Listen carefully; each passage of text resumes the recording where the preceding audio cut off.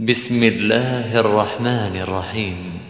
سبح اسم ربك الأعلى الذي خلق فسوى والذي قدر فهدى والذي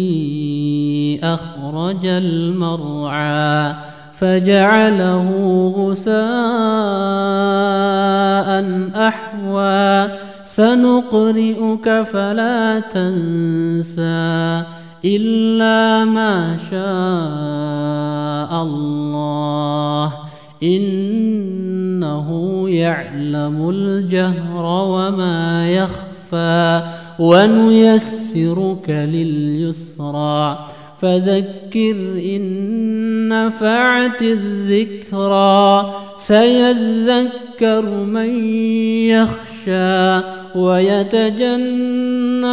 الأشقى الذي يصلى النار الكبرى ثم لا يموت فيها ولا يحيا قد أفلح من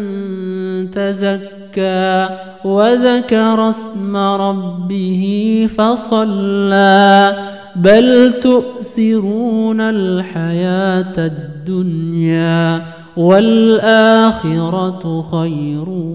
وأبقى إن هذا لفي الصحف الأولى صحف إبراهيم وموسى.